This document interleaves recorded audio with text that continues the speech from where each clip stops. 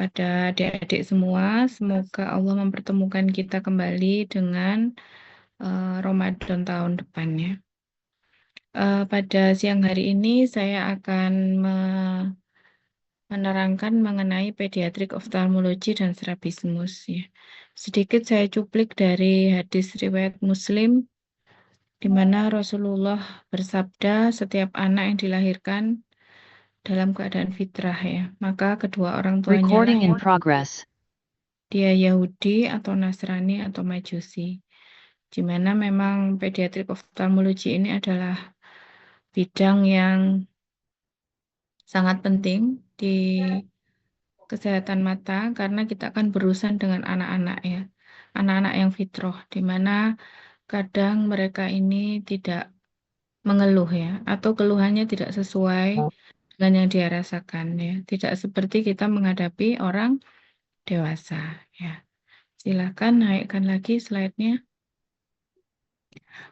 Lagi. Nah, ini adalah daftar penyakit pediatrik oftalmologi dan strabismus berdasarkan SKDI 2012. Nah, yang sudah disahkan itu yang 2012, Dek. Sementara yang 2019 itu belum disahkan. Jadi sampai saat ini kita masih mengacu ke yang 2012 ya. Nah, di sini eh, yang banyak dibahas terutama itu yang mirip-mirip sebenarnya sama penyakit di mata dewasa ya, seperti episkleritis ini eh, bukan pada mata anak-anak ya. Yang saya kasih warna ini ya, kayak aparatus lacrimalis, obstruksi DNL, ini tuh keluarnya di 2019. Di 2012 enggak ada, enggak masuk. Padahal nanti itu banyak keluar di UKM PPD, Dek.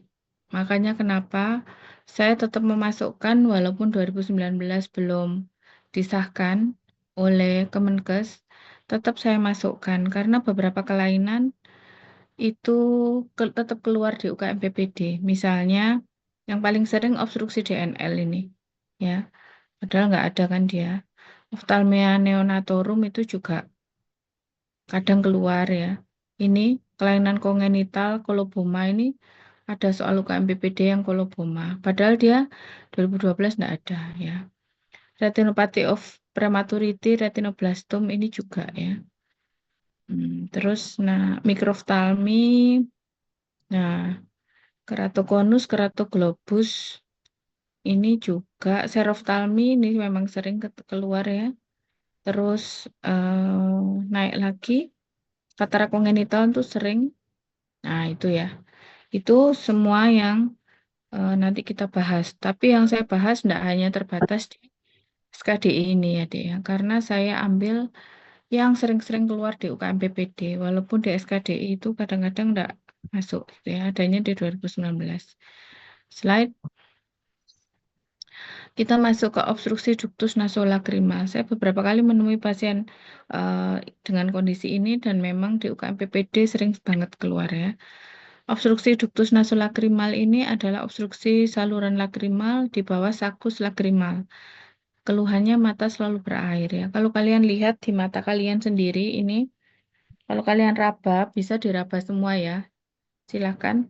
Matanya diraba, itu teraba ada di antara mata sama hidung ada gerenjel ya, Dek ya. Kayak gerenjel kecil itu. Itu adalah saluran lacrimalis kalian. Ductus nasolacrimal yang menghubungkan antara mata dengan hidung. Nah, sakus itu letaknya ada di situ, di saluran ductus nasolacrimal itu, ya. Jadi kalau di situ obstruksi, maka pasti air mata tidak bisa masuk ke dalam hidung ya. Jadi dia keluar terus airnya. Jadi matanya tampak selalu berair ya. Terapinya apa kalau kondisi obstruksi DNL ini? Kalau sampai usia 6 bulan masih ada obstruksi, maka biasanya dilakukan masase sakus ya. Dipijat dari arah hidung ke arah mata secara digital pakai tangan ya. Pakai tangan. Lalu bila ada kotoran mata yang keluar dari situ, maka bisa ditambahkan antibiotika topikal. Kalau dia di atas 6 bulan masih ada, maka dilakukan probing. Probing itu apa? Dimasukkan alat probe ke aparatus lakrimal, tembus sampai ke ductus nasolakrimal di hidung. Ya, kalau masih dengan cara begitu masih obstruksi, maka dimasukkan silikon situ. Lalu kalau masih juga terjadi obstruksi, maka terpaksa dilubangi ya tulangnya. Jadi dacryocystodynostomy namanya ya. Dilubangi lubang hidungnya, dibikinkan saluran baru. Slide. Lalu berikutnya adalah konjungtivitis ya. Konjungtivitis pada bayi baru lahir itu zaman dulu ya, Dek ya. Konjungtivitis kemis yang paling sering. Jadi anak-anak zaman dulu itu baru lahir itu matanya masih nutup semua ya. Nah, terus sama dokternya atau sama perawatnya yang bagian perinatologi dikasih tetes perak nitrat ya. Mungkin niatnya untuk supaya nggak infeksi, malah itu yang bikin infeksi. Ya. Jadi muncul infeksi injeksi konjungtiva bulbi ya, seperti konjungtivitis pada umumnya dengan disertai sekret yang encer ya. Itu konjungtivitis kemis.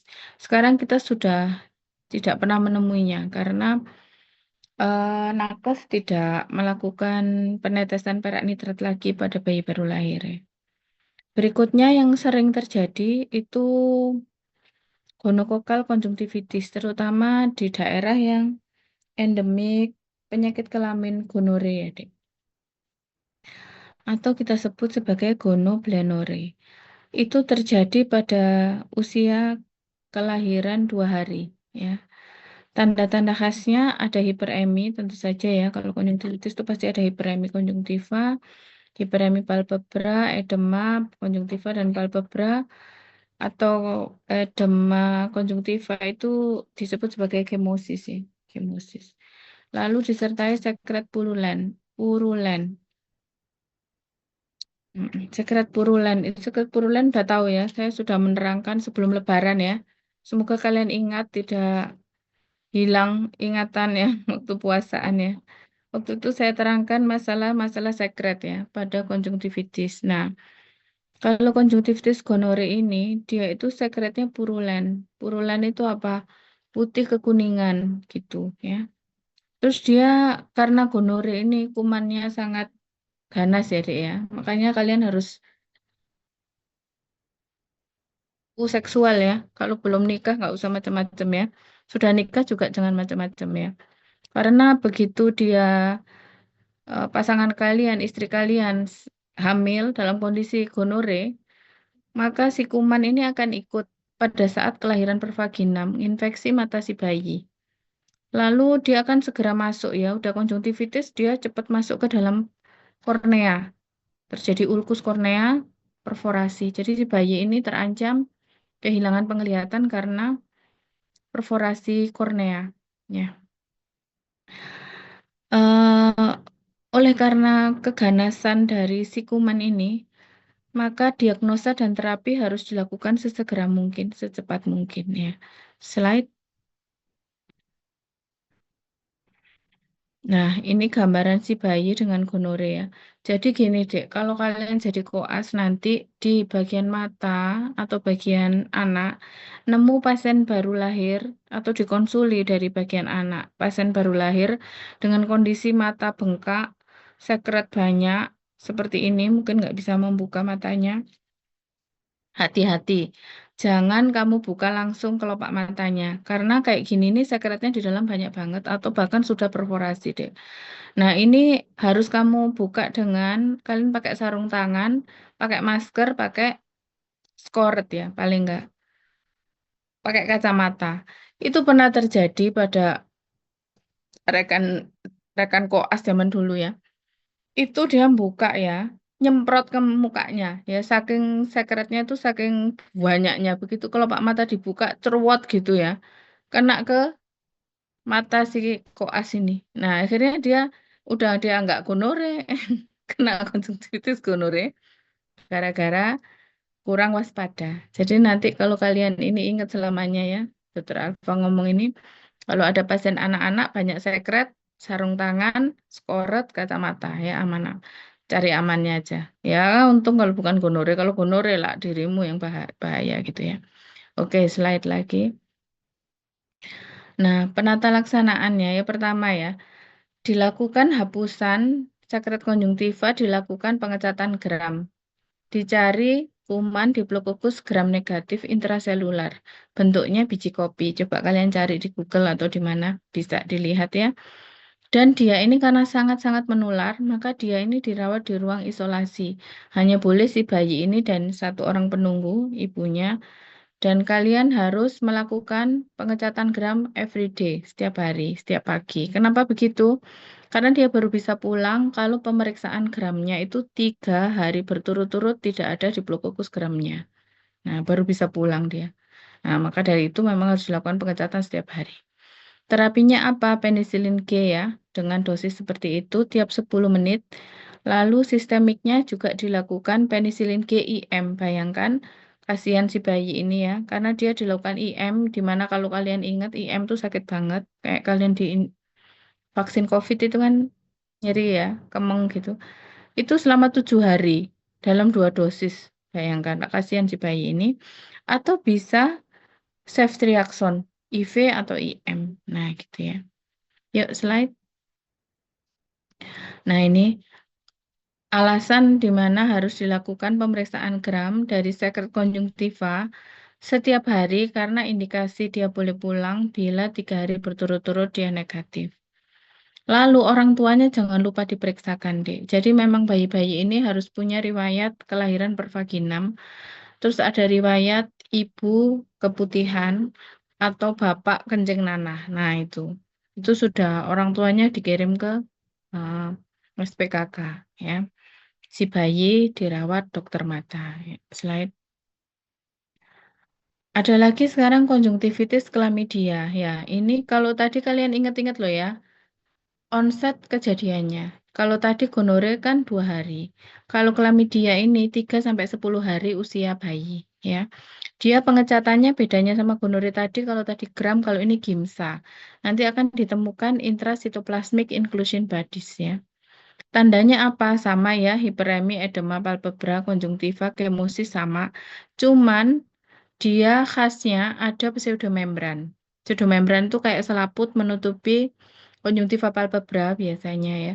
Terus kalau dikelentek dia biasanya berdarah ya, keluar darahnya. Dan dia mengeluarkan sekret yang purulen. Terapinya dia sebenarnya sembuh sendiri gitu.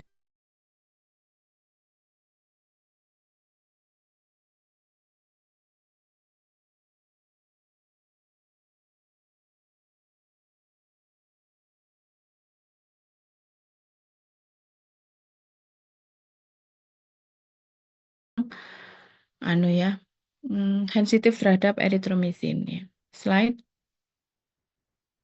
Berikutnya adalah konjungtivitis herpetik ya. Ini terjadi onsetnya pada 2 minggu setelah kelahiran. Penyebabnya ya sudah jelas ya, dari namanya sudah tahu kalian. Penyebabnya adalah herpes simplex virus.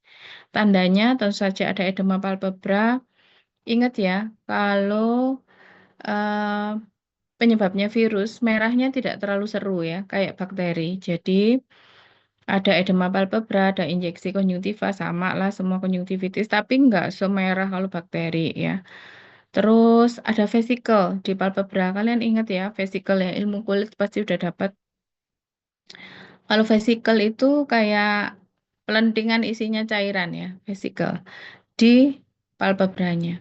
Lalu ada sekretnya serosanguinus ya, biasanya warnanya bening agak kekuningan. Nah, itu.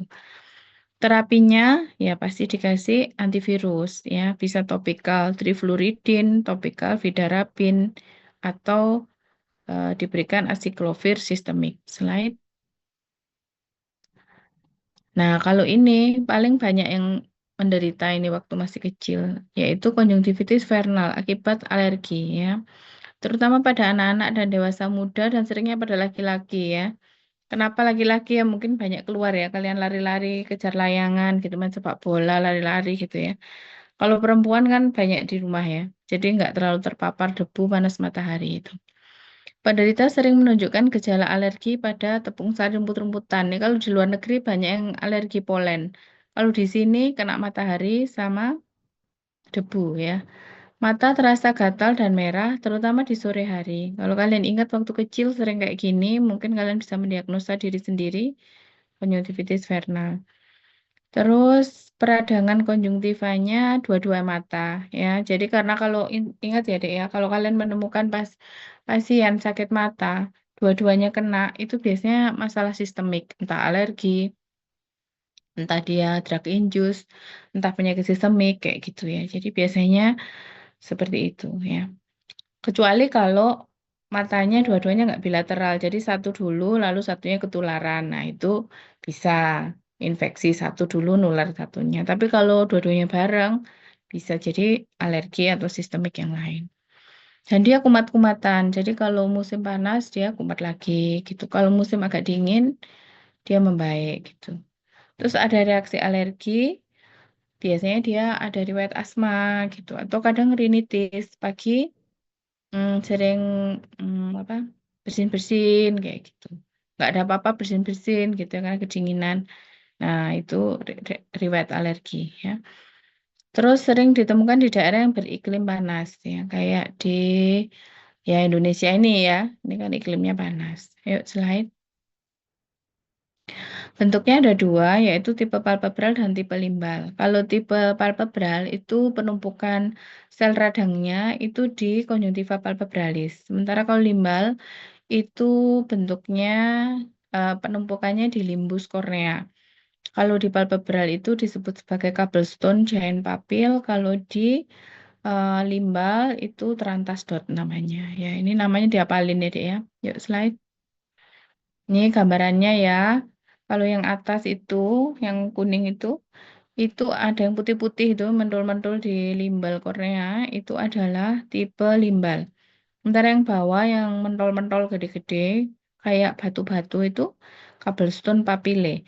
Ada di tipe palpebral, di konjungtiva palpebral. Makanya jangan, kalau kalian jadi koas mata, jangan pelit-pelit buka kelopak mata pasien ya. Kadang tersembunyi di balik kelopak mata kelainannya ya. Jadi rajin-rajin di balik kelopak mata pasien ya. Slide.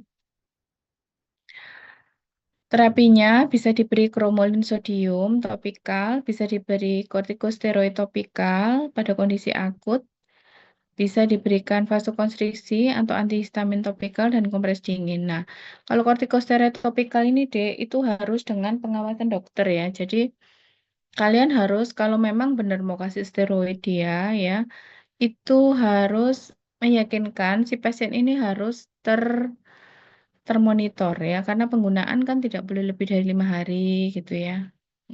Maksimal 1 minggu ya. Terus kalau mau di stop harus di tapering off gitu. Jadi nggak bisa tiba-tiba aja di stop gitu, nggak boleh gitu ya. Karena akan rebound fenomen. Nah, gitu. Jadi untuk kortikosteroid sebaiknya kalian hindari kecuali dia sangat-sangat mengganggu sekali keradangannya sehingga kalian butuh menurunkan inflamasinya. Slide.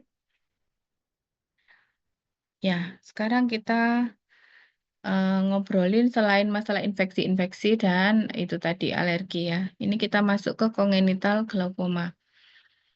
Kalau congenital glaukoma, bayangkan ya, anak kecil itu kan masih berkembang ya, Dek ya. Korneanya berkembang, skleranya berkembang ya. Jadi kalau ada peningkatan tekanan intraokuli di dalam mata, maka korneanya itu jadi mm, dan skleranya itu jadi gampang melembung ya istilahnya apa ya membesar dengan eh, tidak normal gitu ya. Jadi normalnya kan diameter kornea sampai 12 ya, 10 sampai 12.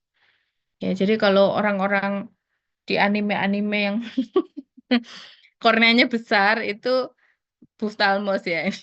Nih, saya lihat kayak orang glaukoma kongenital ya.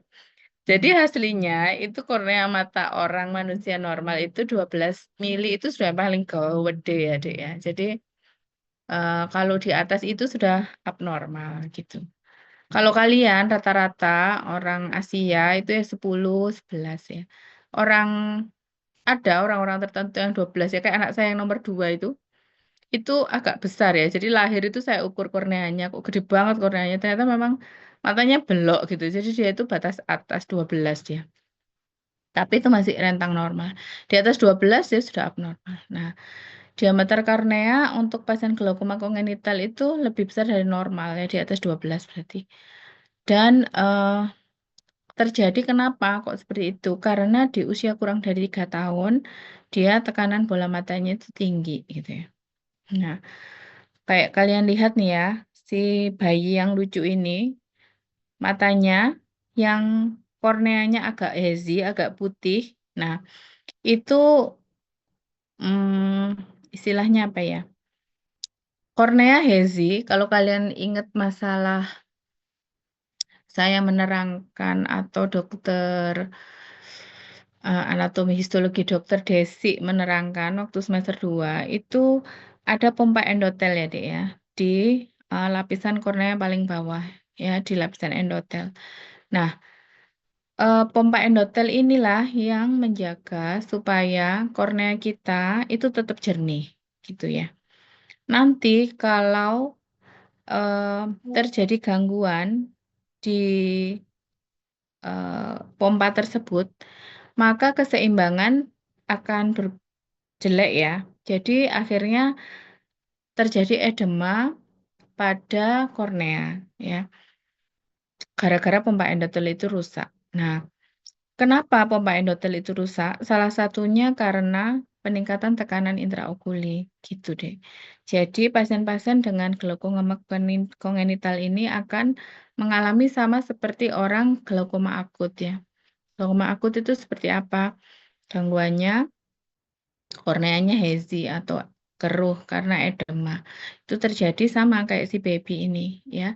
Terjadi pompa endotel gangguan, peningkatan tekanan intraokulik, gangguan pompa endotel, terjadi kekeruhan di kornea seperti mata yang berwarna lebih putih di bayi ini ya. Terapinya apa ya, mau nggak mau kalau baby itu harus dilakukan trabekulektomi, dibikinkan saluran buatan di trabekular mesuknya ya. Nah, itu harus dilakukan sesegera mungkin ya, sebelum dia usia 2 tahun kalau bisa ya, supaya tidak terjadi abnormalitas dari ukuran kornea gitu. Yuk, slide. Sekarang kita ngomongin yang, pokoknya kalau kita ngomongin pediatric ophthalmology itu sedih-sedih ya, karena anak-anak kecil tuh sakit semua gitu ya. Ini yang sedih sekali yaitu retinoblastoma. Jadi kanker ya, yang primer dari retina dan itu dialami pada anak-anak usia di bawah 5 tahun, Dek. Nah, ini sedih banget ya kalau ketemu pasien ini. Coba kalau kalian nanti di rumah sakit di manapun ya, waktu kalian stase koas ketemu pasien ini pasti paling sedih ya.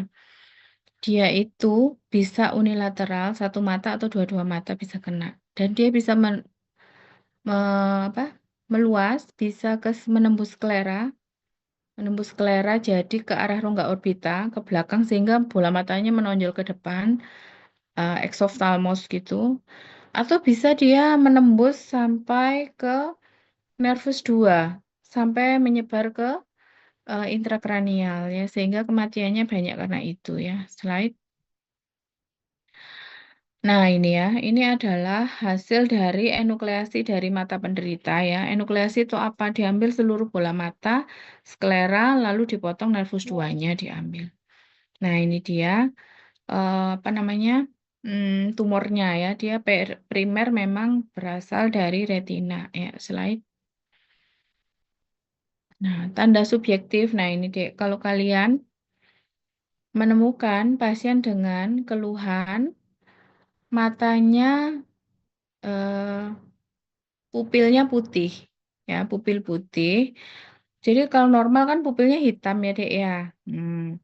Itu kalau dia menemukan pupil putih dan dia khas ya. Kalau ada yang punya kucing, pelihara kucing di rumah ya, coba kalian malam-malam matikan lampu terus kalian senteri matanya.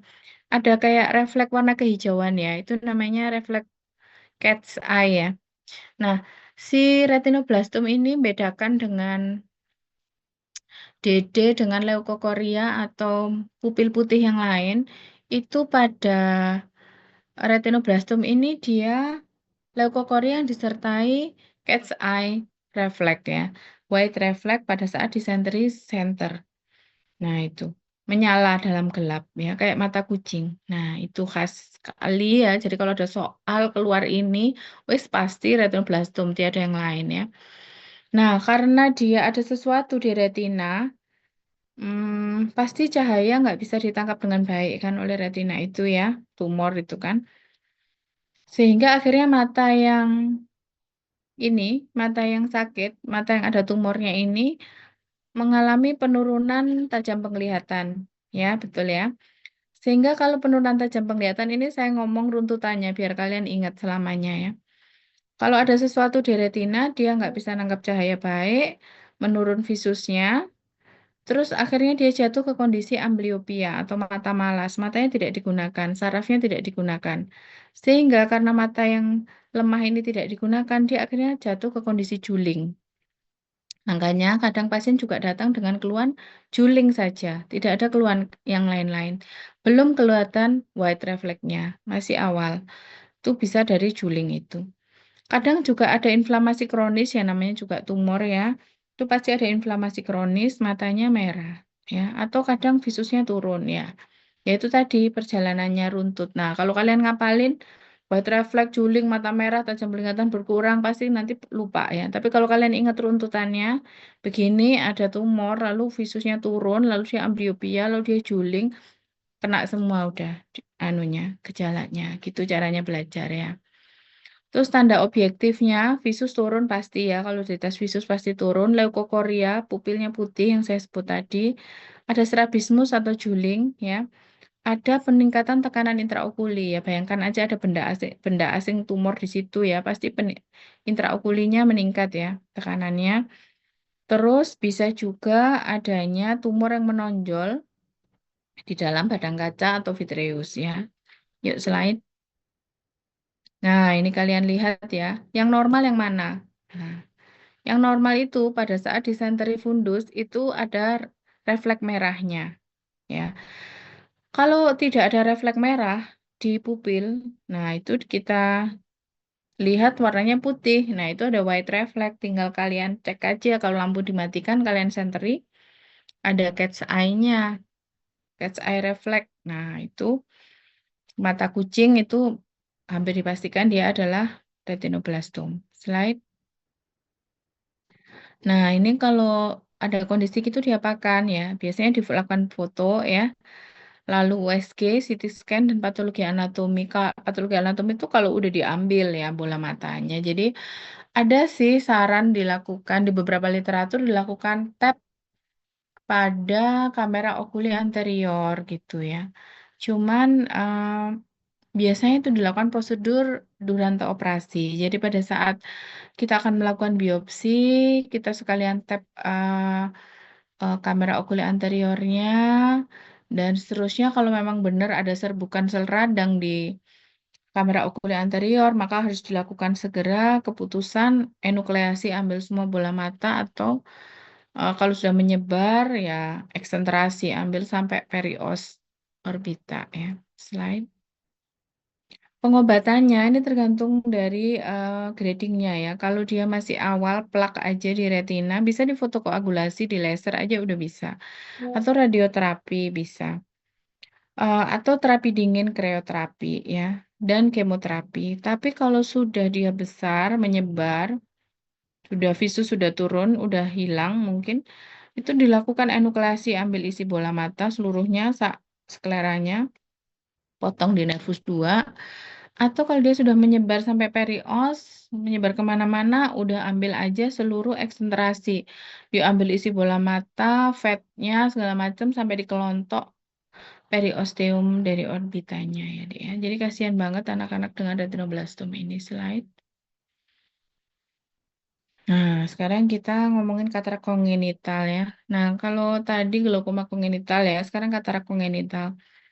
Kalau katarak kongenital ini mirip sama retinoblastom, dia gejalanya itu ada leukokori atau putih di pupil ya. Dia bisa timbul sejak lahir, bisa unilateral, bisa bilateral. Kenapa begitu? Itu ternyata terjadi karena ibu yang menderita penyakit sistemik sebelumnya atau pada saat kehamilan, kayak rubella, diabetes mellitus, histoplasmosis, toxoplasmosis, hipoparatiroid. Makanya kenapa kalau kalian itu ya Dek ya mau menikah ya, tolong dicek semuanya nih, lab-labnya ini diobati dulu, jangan keburu-buru hamil. Karena kalau kedapatan rubella, nggak ditreatment, anaknya nanti bisa mikrosefali, bisa katarak kongenital, yang paling ringan katarak kongenital, paling berat mikrosefali ya. Nah itu, jadi daripada seperti itu, memang kalau kalian berencana menikah tuh sudah ada ya, paketan lab untuk orang menikah tuh kan banyak ya, salah satunya rubella, diabetes, dan seterusnya. Ini toxoplasmosis ya. Slide. Nah, secara klinis ditemukan leukokori, ya, lalu refleks fundus nggak bisa tembus ya, tentu saja. Lalu ini Dek, karena dia kongenital dari dalam kandungan dia sudah ada gangguan, jadi waktu dia belajar melihatnya itu sangat minim. Akhirnya dia ada muncul nistagmus. Nistagmus itu apa? Bola matanya goyang-goyang-goyang nggak bisa fokus. Nah, ini gambaran kalau kalian menemukan baby atau anak dengan nistagmus, berarti kelainan visusnya itu sudah dia alami sejak dari dalam kandungan. Jadi dia adalah salah satu ciri terjadinya gangguan kongenital itu nistagmus ini. Nah, pada mata yang ada gangguan seperti saya tadi infokan tadi bahwa ada perjalanan visus turun, amblyopia, strabismus atau juling. Nah, gitu ya. Jadi bisa temukan juling, ada silau ya. Kalau orang katarak itu kan sering silau ya. Kadang disertai penyakit sistemik pada si baby, penurunan visus tentu saja, dan kadang developmental delayed. Jadi nggak murni hanya kelainan katarak saja di lensanya. Bisa aja dia secara tumbuh kembangnya mengalami gangguan. Nah, pemeriksaannya apa dengan USG ya? Slide. Nah, ini kalian lihat bilateral kanan kiri pada si anak dia kalau udah seusia ini kalau kita lihat ya usianya mungkin sekitar 6-7 tahun dia bilateral kanan dan kiri, yang kiri sudah mulai juling, kemungkinan kanan juga ada juling. Makanya dia kan kalau foto agak miring ya. Jadi kalau kalian fotonya miring-miring, nah itu dicurigai ada strabismus, ada juling ya. Jadi kalau foto kan sebenarnya harus lihat depan gitu. Nah ini dia tilting tilting kepala dia gini, karena dia mungkin merasa lebih jelas seperti ini, gitu ya. Nah ini prognosanya jelek. Kalau bilateral usia sudah segini, terus dua-duanya nggak dapat rangsang dengan bagus, mungkin nanti hasil operasinya juga nggak begitu bagus ini. Slide. Penyulitnya amblyopia ya, tadi saya sudah bilang amblyopia itu mata malas, penurunan fungsi dari makula, karena dia pada fase belajar melihat sampai usia 6 sampai 7 tahun itu dia tidak mendapat rangsang yang bagus. Makanya kenapa terapinya orang katarak kongenital itu dilakukan secepat mungkin ya. Begitu ketemu harus langsung direncanakan operatif karena mengejar supaya tidak jatuh ke kondisi amblyopia ini ya. Terapinya operasi tentu saja ekstraksi katarak, lalu secepat mungkin, kurang dari 2 bulan harus sudah dilakukan operatif ya. Apalagi kalau udah 6 tahun, wah udah tambah susah ya, itu karena makulanya udah mulai terbentuk, dia nggak bisa membaik lagi gitu kalau orang amblyopia. Jadi cirinya amblyopia itu mungkin kalian banyak yang mengalami ya. Kalian dengan kacamata koreksi terbaik, kalian nggak bisa lihat 5/5. Nah, itu amblyopia. Nah, jadi mungkin kalian bisa mendiagnosa diri sendiri pada saat periksa ke dokter mata dulu. Kok saya dengan kacamata udah ukuran paling bagus ya, itu saya nggak bisa 5/5 ya dok, saya kok 5/6, 5/7,5. Nah, itu berarti ada amblyopia di mata tersebut. Nah, itu mungkin karena apa? Karena kamu waktu kecil di bawah 6 tahun itu nggak ngeluh, nggak apa gitu. Jadi orang tua kan nggak aware ya. Nggak diperiksakan juga ke dokter mata gitu. Akhirnya tahu-tahu berkacamata udah SD, udah SMP. Nah, itu kan udah fase belajar melihatnya udah terlampaui. Ya gitu. Mau diapakan dok? Saya sudah tua ini. Ya, sudah tidak diapa-apakan ya. Berdoa aja, disyukuri ya. Tapi pembelajaran buat anak-anak kalian gitu ya. Anak kalian sebelum usia 6 tahun harus dicekkan kacamata ya. Kalau ada ukuran. Oke. Slide. Nah, sekarang kita masuk ke kondisi seroftalmi. Seroftalmi itu dari bahasa Yunani ya, sero dan oftalmi ya, kering dan mata kering. Sebenarnya bukan mata kering juga, bukan dry eye disease, tapi ini mata yang benar-benar kering dalam artian benar-benar dia mengalami sampai scaring gitu ya. Kalau udah disease kan beda lagi ya, pada orang-orang tua karena evaporasi meningkat atau sekresi yang berkurang. Nah, kalau seroftalmi ini karena kekurangan vitamin A. Makanya kenapa waktu kalian kecil dulu kan sering dibawa ibu ke posyandu, ditetesi vitamin A. Nah, ini gunanya untuk ini, pemberantasan seroftalmi di Indonesia di bulan Agustus kalau nggak salah atau September sama Februari biasanya ya. Menurut WHO ini 250 juta anak per sekolah ya, itu mengalami defisiensi vitamin A ya. Dan 3 juta di antaranya menderita seroftalmi dan 300.000 penderita mengalami kebutaan. Wah, ini parah sekali ya. Memang dulu itu zaman-zaman orang belum sadar vitamin A tuh pentingnya buat apa, tuh banyak banget kasus seroftalmi. Slide. Nah, pembagian seroftalmi ini sering keluar ya, Dek, waktu UKM PPD.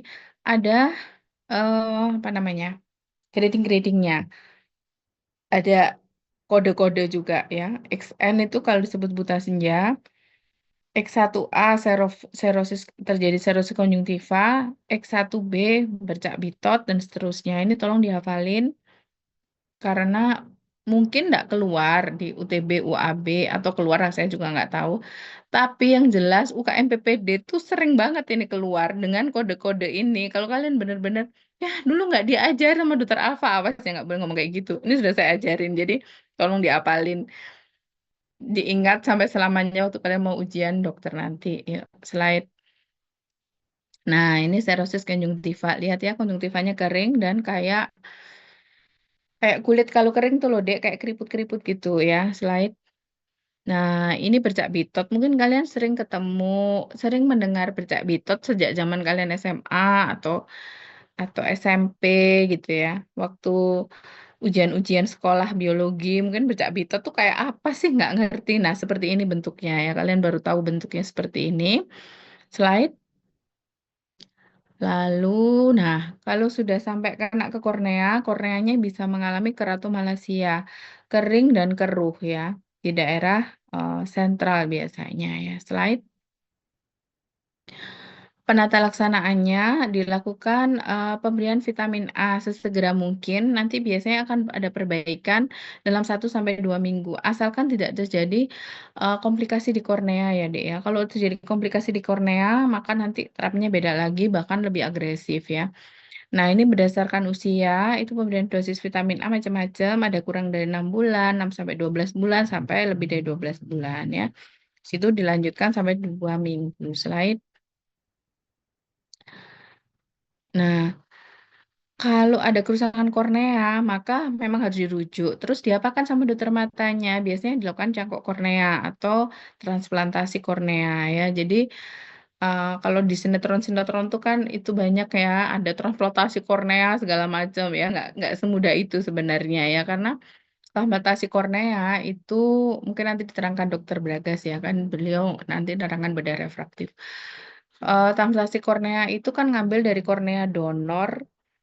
Silahkan kalau yang ada yang mau ke toilet ya. Ada yang apa kornea donor, orang yang sudah meninggal, didonasikan korneanya yang masih sehat untuk ke orang yang korneanya sakit. Nah, belum tentu juga ada kecocokan deh antar donor. Lalu juga syaratnya tidak semudah itu. Jadi kalau dia si resipien itu memiliki reaksi imunitas yang berlebih, misalnya eh, gampang alergian kayak gitu-gitu. Itu biasanya nolak dia sama transplant kornea itu. Hmm, reaksinya bisa gimana? Biasanya pembuluh darahnya itu tumbuh ya, pembuluh darah konjungtiva itu tumbuh sampai ke kornea itu untuk melawan dari benda asing yang masuk itu. Padahal itu kornea yang didonorkan. Nah, itu akhirnya nanti jadi gagal hasil transplantasinya gitu. Jadi memang transplantasi kornea itu eh, tidak terlalu mudah, tidak semudah itu gitu. Ya gitu ya, sepintas aja. Yuk slide. Nah, sekarang kita ngomongin mikroftalmi. Mikroftalmi itu atau mikroftalmos itu kelainan perkembangan mata di mana salah satu atau kedua mata itu lebih kecil dari normal ya. Biasanya karena gangguan sistemik. Biasanya orang tuanya ada masalah ya. Ini kita lihat ya. Faktor resiko usia ibu di atas 40 tahun. Jadi kalau kan udah 40 tahun udah nggak usah punya anak lagi lah kira-kira ngomongnya kayak gitu. Soalnya nanti ada resiko mikroftalmi itu lebih besar. Terus ibu gemuk ya, jadi BMI ibu sebelum hamil tuh gemuk. Nah, makanya kenapa sebaiknya nih kalau udah yang mau rencana nikah tuh diet-diet gitu ya, biar nggak terlalu gemuk saat kalian hamil. Karena ternyata ibu gemuk itu beresiko punya anak yang ke mikroftalmi ya. Ibu yang merokok, nah ini ya, termasuk juga ibu perokok pasif, jadi bapak-bapak jangan merokok ya. Ibunya nggak ngerokok, bapaknya ngerokok ya sama aja gitu ya. Kelahiran kembar ya, bayi dengan BPLR, usia kehamilan rendah, infeksi rubella, tukso, dan seterusnya. Varicella, nah ini ya varicella, cacar air juga termasuk ya bahaya, bisa ngugurin kandungan sampai gitu. Atau kalau lahir, dia lahirnya nggak normal, kayak mikroftalmi ini. Sitomegalovirus, parvovirus, virus influenza lah. Influenza lo bisa ya deh ya. Jadi ya apa ya, influenza kan banyak tersebar di lingkungan kita ya. Mungkin saran saya nih, saya sudah merasakan sendiri nih, eh, vaksin aja influenza kalau mau nikah gitu ya, supaya dia waktu hamil nggak kena influenza, nah gitu. Dan Coxsackie A9, nah itu virusnya.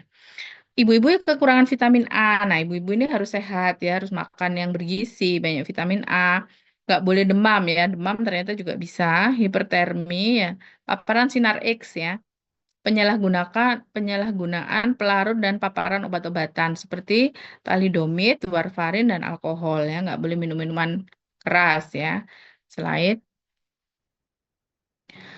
mikroftalmi dikaitkan dengan cacat intelektual. Jadi ada developmental delay, malformasi kraniofasial ya. Ini ahlinya Dr. Ruby ya. Jadi bibir sumbing atau langit-langit dan mikrosefali, kepalanya kecil. Dan malformasi tangan dan kaki, polidaktili. Jadi jarinya lebih dari 5, ada 6 gitu misalnya. Dan gangguan mata ini terjadi secara terpisah atau sindrom ya. Sindrom itu gabungan dari beberapa penyakit ya. Kalau sindrom yang berhubungan dengan mikrosefali itu disebut sebagai sindrom CHART ya, ada juga sindrom Aicardi, sindrom Duker dan seterusnya banyak banget sindrom ini ya. Pokoknya semuanya itu mengandung mikrosefali gitu. Nah, kita lihat di gambar yang ada di layar itu mata kanannya lebih kecil dari mata kiri ya. Jadi pasiennya terapinya gimana? Terapinya multidisiplin, ada dokter mata, dokter anak, dokter ahli genetika klinis gitu ya. Terus dilakukan evaluasi untuk mengidentifikasi sindrom yang terjadi gitu. Slide. Nah, sekarang kita ke keratokonus dan keratoglobus ya. Keratokonus itu kelainan di mana kornea sentral atau parasentral mengalami penipisan dan pendalaman yang progresif sehingga menyebabkan irregular astigmatis. Irregular astigmatis ini terkoreksi dengan kacamata silinder. Jadi kalau kalian yang ada pakai kacamata silinder itu kalian mengalami namanya astigmatis. Astigmatis ini bisa reguler kalau pelentot-pelentotan di korneamu itu rapih ya, membentuk pola yang reguler disebut reguler. Kalau yang polanya tidak reguler jadi pelewet-pelewet gitu namanya irreguler ya, irreguler astigmatis. Apakah kamu keratokonus? Belum tentu, tapi bisa jadi kamu yang mengalami koreksi kacamata silinder ada keratokonus, itu harus ada pemeriksaannya ya. Etiologinya tidak diketahui, tapi biasanya terkait dengan kondisi atopik, sindrom Down syndrome ya, amaurosis congenital Leber's, Ehlers-Danlos, atau gangguan konektif tisu. Faktor resikonya ternyata menggosok mata terlalu berlebih juga nggak boleh ya. Kucek-kucek mata itu juga menimbulkan keratokonus. Jadi jangan sering-sering kucek mata. Lalu dia berhubungan juga dengan konjungtivitis vernal yang tadi kita sebutin di awal ya. Bisa juga karena sleep apnea. Oh, sleep apnea ternyata bisa ya. Jadi tidak bernafas, henti nafas sejenak pada saat tidur ya. Itu ada hubungannya ternyata gangguan jaringan jaringan konektif, bisa floppy eyelid syndrome, retinitis pigmentosa, ada riwayat keluarga, dan berhubungan sama Down syndrome. Slide.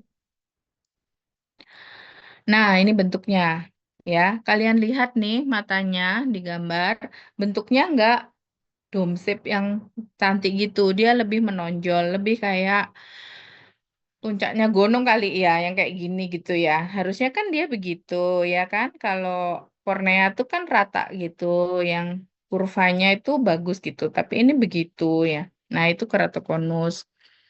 Ah, tanda awal dari keratokonus itu ada gangguan refraksi yang astigmatis tadi ya. Dan dia biasanya astigmatisnya tinggi, jadi silindernya -3 kayak gitu. Silinder -5 gitu ya. Nah, itu curiga keratokonus. Jadi kalau kalian, dok saya silinder tapi seperempat, kayaknya kemungkinan untuk keratokonus sih enggak ya. Tapi kalau 2, nah itu sudah mulai kita curiga gitu ya.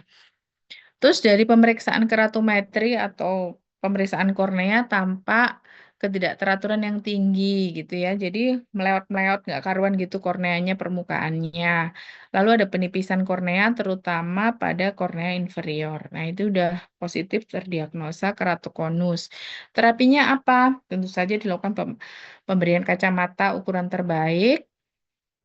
Oh, saya nggak mau kacamata, saya mau pakai kontak lens. Oke, kontak lens tidak boleh yang soft kontak lens, kita pakai yang rigid gas permeable kontak lens. Jadi korneanya keras gitu ya. Nah, kalau pakai soft kontak lens, pakai yang torik ya. Kalau itu kan kalau astigmatis seperempat setengah itu masih oke ya. Kalau pakai torik ada pemberatnya untuk sudut astigmatisnya. Slide.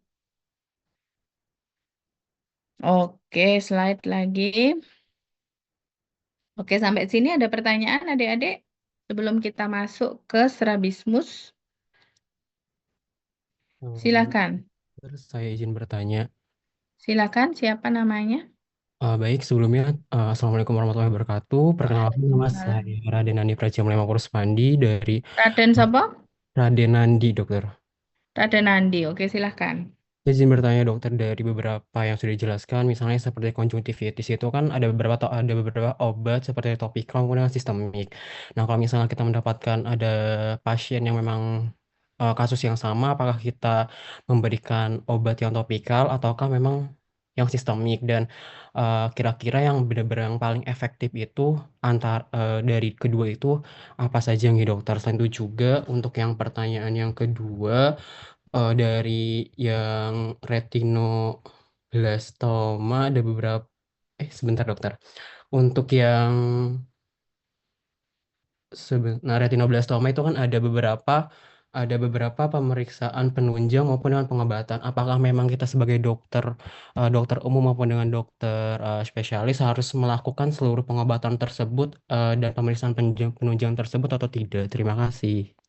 Ya, sama-sama, Dek. Jadi kalau yang pertanyaan pertama ya, antara terapi topikal atau sistemik, mana yang kita pilih untuk pasien ya. Biasanya rata-rata kalau pasien kedatangan pertama kita dan dia onsetnya akut, kita lakukan pemberian topikal, Adik. Nah, tapi kalau dia sudah melalui fase akut dan tidak ada perbaikan, maka kita harus memikirkan penambahan sistemik. Ya, tergantung dari penyebabnya tentu saja. Gitu ya, Dek ya. Terus kalau yang pertanyaan kedua mengenai retinoblastoma, ya, kalau retinoblastoma ini kalian sebenarnya di sini dituntut untuk mendiagnosa dari pemeriksaan sederhana seorang dokter umum. Ya, jadi kalau kalian dokter umum kan senjatanya penlight ya, Dek ya, penlight. Itu sebenarnya sudah bisa terdiagnosa awal dari melakukan kalau ada fundus juga ada sih ya. Kalian dapat fundus juga di puskesmas pun ada fundus. Kalian bisa melakukan pemeriksaan untuk melihat leukokori cat's eye refleksnya bisa ketahuan hanya dengan pen light.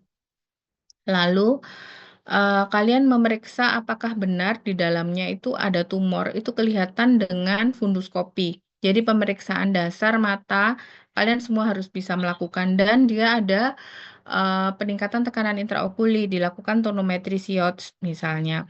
Itu bisa semua dilakukan. Kalau misalnya di tempat kalian ada pemeriksaan USG atau rongsen foto untuk kepala, kalian mau melakukan, boleh saja, enggak apa-apa. Untuk menunjang diagnosa sebelum kalian melakukan rujukan. Tapi kalau untuk terapi, tentu saja yang melakukan adalah dokter mata. Tapi pasien-pasien retinoblastom itu datangnya bukan ke dokter mata, Dek. Datangnya ke kalian, ke dokter umum di Vaskes 1. Maka dari itu, kalian harus mengenali sedini mungkin pasien-pasien suspek retinoblastom sebelum kalian rujuk untuk ke dokter mata untuk dilakukan terapi sebelum terlambat gitu. Ya, gitu. Paham ya? Baik dokter, paham. Terima kasih banyak dokter. Oke, sama-sama. Silakan ada lagi mungkin pertanyaan? Kalau tidak ada, saya lanjut ke strabismus atau juling ya, slide. Strabismus atau juling atau jereng ya atau heterotropia. Jadi mulai saat ini kalian sekarang kalau menyebut ada orang juling itu adalah strabismus atau heterotropi. Di mana itu terjadi sumbu penglihatan kedua mata tidak bersama-sama melihat pada objek yang menjadi pusat perhatiannya. Jadi misalnya ada objek di depan mata kalian persis, mata kirinya lihat lurus, yang mata kanannya dia miring gitu. Nah, gitu. Jadi tidak tersenter. Slide. Nah, seperti ini. Kalian lihat di yang sebelah kanan itu normal, dua-duanya menuju pada satu objek, sudutnya sama. Sementara kalau mata kiri, ya, yang sisi gambar yang sebelah kiri, itu mata kirinya itu lebih masuk sudutnya, gitu. Titik fokusnya bergeser. Slide. Umumnya, normalnya, kalau kalian bisa melihat sesuatu itu utuh 3 dimensi, itu kalian butuh penglihatan binokuler yang normal gitu. Jadi bayangan itu harus bisa diterima dengan baik di fovea kalau antara mata dan otak itu sinkron. Jadi kelihatan bendanya itu satu, bukan bendanya dua gitu. Atau ada bayangannya gitu. Nggak boleh seperti itu. Slide. Syaratnya kita bisa melihat suatu benda itu utuh satu itu kalau visusnya bagus ya sudah terkoreksi ya. Yang kedua otot-ototnya itu otot mata untuk melirik-melirik itu bagus bisa bekerja sama dengan bagus. Kalau salah satu lemah salah satu kecepit misalnya nggak bisa bergerak dengan bagus ototnya mesti ngelihatnya juga nggak bagus. Lalu otaknya juga bagus dia bisa melihat bayangan dari menjadi satu ya. Melihat bayangan, mengkonfirmasi bayangan sebagai satu bayangan tunggal. Slide. Kalau kalian ingat bahwa di anatomi semester 2 itu mata itu nggak mata bunder, bola mata gitu aja ya, tapi ada otot-otot pengikatnya. Itu terdiri dari 4 otot rectus dan 2 otot oblikus ya. Untuk rectus itu ada 4 yaitu superior, inferior, lateral dan medial. Sementara oblikus ada 2, oblikus superior dan oblikus inferior. Slide. Kerjanya apa sih mereka? Nah, ini ada kerjanya dan apa sih yang menggerakkan? Nah, ini harus hafal ya, dia. Nervusnya kalau gampang sih ya, gini. Semuanya disarafi oleh nervus 3. Kecuali lateral itu 6, oblikus superior itu 4. Udah gitu aja gampang. Ya. Nah, fungsinya apa ya? Kalau medial itu pasti aduksi, kalau lateral dia abduksi kan gitu. Rectus superior elevasi ke atas, kalau inferior depresi ke bawah. Oblikus superior intorsi, jadi melingkar ke dalam. Kalau oblikus inferior ekstorsi melingkar keluar gitu ya. Slide. Nah, mereka itu kerjanya berpasangan ya, Dek ya. Jadi nggak kerja sendiri. Misalnya rectus lateral dia abduksi sendirian gitu, enggak juga gitu. Karena dia dibantu rectus medial. Mereka ada punya pasangan masing-masing gitu ya. Slide. Nah, otot-otot yang bekerja sama itu kita sebut sebagai joint muscles, ya. Jadi yang membuat gerakan kalian mata itu bisa sinkron ke kanan, ke kiri, ke atas, bawah, melingkar ke dalam, melingkar keluar, dan diagonal dan seterusnya. Slide. Nah, ada hukum di sini yang bekerja yaitu hukum Herring, di mana setiap pergerakan mata bersama atau binokuler ke enam arah itu jok muscle ini mendapat rangsang kekuatan yang sama, Dek. Jadi kalau misalnya kalian bergerak ngelirik ke kanan, maka yang bekerja adalah rectus lateral mata kanan ditambah rectus medial mata kanan gitu. Slide. Eh, kadang gerakan penglihatan binokuler ini belum sempurna. Itu pada apa? Pada kondisi bayi baru lahir, di mana sistemnya masih belum sempurna, ya, sehingga tampaknya dia juling. Atau bisa saja sistem akomodasi konvergensinya bayi itu belum sempurna juga bisa. Dan gerakan bola matanya belum stabil. Jadi pada bayi-bayi itu kadang datang ke kalian, dokter nih anak saya kok juling ya, padahal dia masih baru lahir ya, emang dia belum sempurna pergerakannya gitu ya. Slide. Mata bisa bertahan fusi ya. Fusi kedua mata bila itu tadi ya, bila otak itu bisa mampu melihat gambar dari dua mata secara utuh ya. Dan bila salah satu mata ada gangguan, maka fusi tidak akan terjadi ya. Slide. Nah, ini adalah beberapa istilah yang harus kalian ingat. Yang pertama adalah posisi primer itu posisi mata melihat lurus ke depan, jarak minimal 6 meter. Lalu supresi, kalau orang penglihatan binokulernya tidak bagus, jadi dia akan melihat suatu bayangan itu double. Ada bayangannya, bisa di sebelah longitudinal, bisa di vertikal gitu. Nah, si kondisi ini membuat kita nggak nyaman, membuat otak kita nggak nyaman, sehingga si otak itu akan melakukan supresi sehingga bayangan itu dipaksa jadi satu gitu, supaya nggak pusing lagi. Nah, itulah yang disebut sebagai supresi ya. Jadi mencegah bayangan tampak seperti diplopia atau double gitu ya. Slide. Sekarang kita masuk ke berbagai macam kelainan juling ya atau strabismus. Yang pertama adalah heteroforia. Heteroforia itu dia nggak kelihatan kalau juling, tapi dia punya bakat untuk juling. Jadi kalau dia terganggu, misalnya dia ngantuk, lelah gitu, matanya tiba-tiba juling gitu aja, atau dia ngelamun gitu, matanya tiba-tiba juling. Nah, itu kalau salah satu mata atau kedua mata sedang dalam kondisi tidak siaga, dia akan keluar julingnya.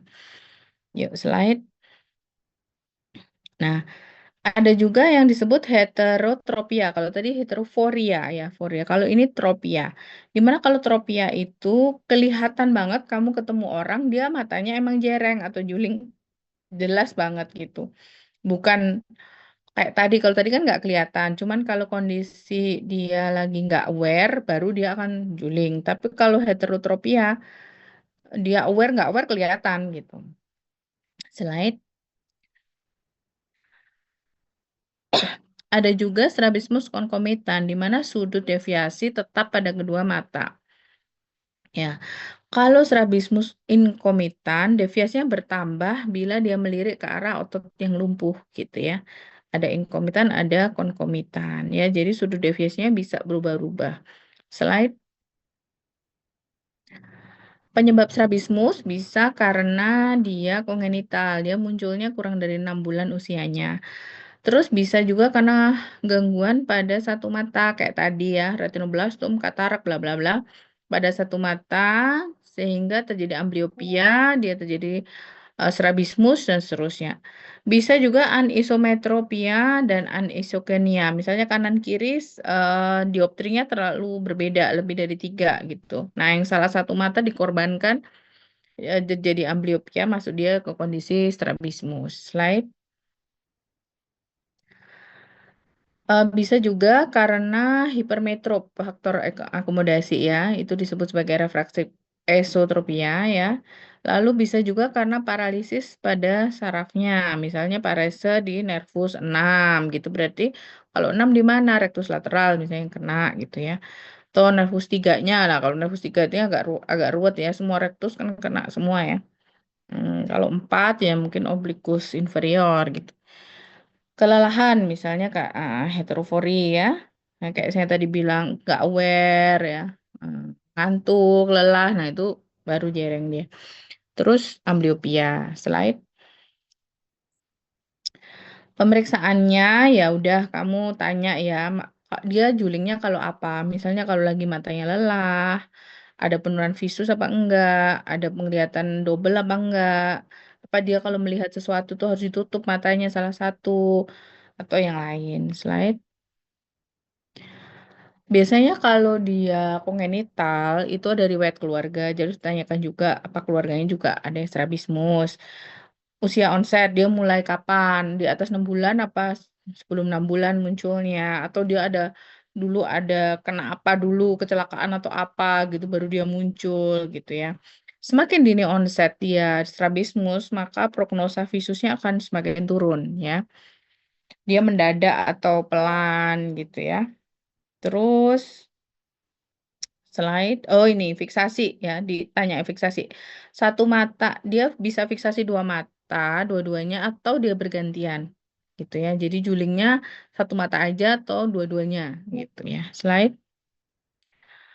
Terus kamu harus periksa juga tajam penglihatan, tes Hisberg, tes duksiversi, tes cover, alternate cover test, dan cover uncover test. Saya akan terangkan berikutnya. Slide.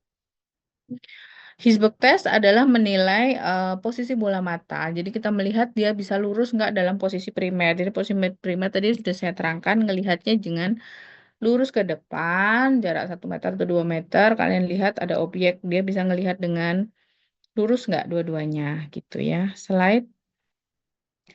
Nah ini ya, kalau dia cahayanya itu jatuhnya di bola matanya itu kalian lihat kan, harusnya dia jatuh di tengah-tengah pupil 2 mata.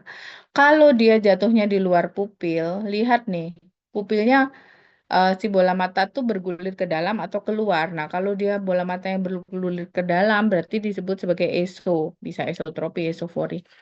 Kalau dia bola matanya itu ada di temporal berarti dia exo. Ya, gitu ya.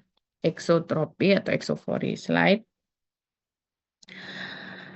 eh ini pemeriksaan gerak bola mata yang sebenarnya sudah kalian kuasai ya waktu semester 2 ada pemeriksaan duksi dan pemeriksaan versi. Kalau pemeriksaan duksi salah satu mata ditutup sementara pemeriksaan versi 2 mata dibuka melihat ke 8 arah mata angin ya dan satu pemeriksaan posisi primer. Slide.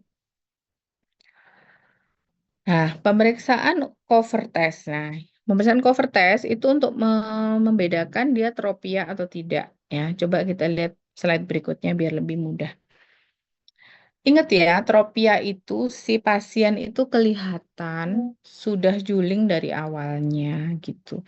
Jadi kalau salah satu mata diganggu fiksasinya, ya, ditutup misalnya, maka mata satunya yang juling akan mengambil alih fiksasi, akan bergeser mencari fiksasi. Itu positif, cover test positif, esotropia berarti atau eksotrofia tergantung bola matanya masuk atau keluar. Slide. Kalau cover uncover test ini untuk melihat ada gangguan foria. Nah, foria ini kan orang juling tapi nggak kelihatan juling. Julingnya kalau dia lagi ada gangguan pada lolah kayak gitu misalnya. Slide coba kita biar lebih jelas.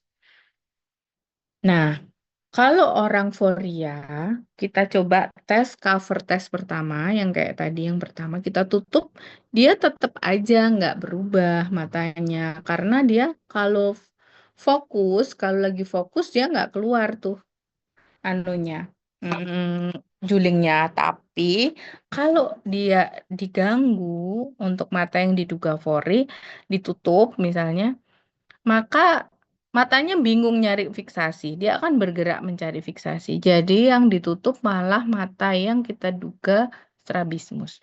Sementara kalau yang cover, yang ditutup itu adalah yang sehat. Gitu. Ya bedanya. Kalau mata yang kita duga fori, kita tutup, kita buka, dia akan berusaha nyari fiksasi. Gitu. Nah, gerakan dia mencari fiksasi kemana itu yang menentukan dia ekso, hiper, atau hipoforia. Slide. Nah, penanganannya tujuannya supaya penglihatannya binokuler tunggal dan untuk mendapatkan hasil kosmetis yang lurus gitu ya. Prinsipnya, visus harus diperbaiki, lalu posisi harus ortoforia. Ortoforia itu lurus ya. Lalu bisa menyatukan bayangan, dua bayangan diplopi itu menjadi satu bayangan tunggal yang disebut sebagai fusi. Ya, slide. Visusnya diperbaiki dengan ya kacamata tentu saja atau lensa kontak, lalu bisa kacamata prisma. Terus terapi ambliopianya diapakan? Terapi ambliopianya dilakukan oklusi, misalnya ditutup atau penetesan atropin ya. Cuman tergantung ya. Kalau dia tidak kooperatif dengan oklusi, bisa dilakukan penetesan atropin gitu ya. Dalam jangka waktu tertentu, dalam sehari gitu. Lalu kalau tidak berhasil, tinggal posisinya aja, maka harus bisa dilakukan resesi. Jadi ototnya di eh, posisinya dipindah atau dipotong ototnya lalu baru dijahit ulang gitu. Slide. Oke. Sudah selesai adik-adik. Silakan kalau ada pertanyaan stop share, silakan adik-adik yang share bisa stop share.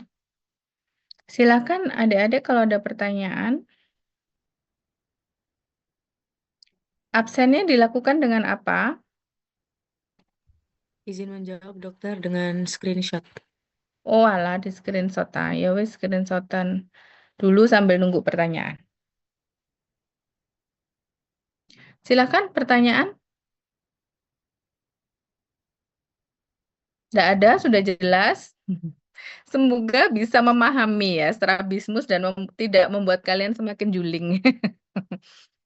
Nanti ketemu waktu ujian ya, berarti ya kalau semuanya udah paham. Oke, selamat belajar saya ucapkan. Enak ya kalian daring. Apa sekolah lain udah offline ya kayaknya ya. Nah, UIN lah apa tuh udah offline semua ya. Nah, ini oke lah bisa bisa ini ya bisa daring tuh baik hati banget nih UMM ya. Aku foto deh. Nah, anak UB segala macam itu semuanya offline kayaknya. Ya, kalian saking baiknya Pak Rektor nih. Ya udah, kalau begitu kita akhiri ya adik-adik semua. Semoga bisa lebih baik ya blok ini nilainya. Biasanya CPI 2 itu nilainya bagus-bagus ya. Jadi semoga kalian juga bagus-bagus ya. Selamat belajar, saya ucapkan. Kita tutup dengan doa kafaratul majelis. Subhanakallahumma wa bihamdika asyhadu alla ilaha illa anta astaghfiruka wa atubu ilaik. Saya akhiri. Wassalamualaikum warahmatullahi wabarakatuh. Waalaikumsalam warahmatullahi Waalaikumsalam wabarakatuh. warahmatullahi Terima kasih, wabarakatuh. Dok. Terima kasih, Dokter. Sama-sama. Saya izin live.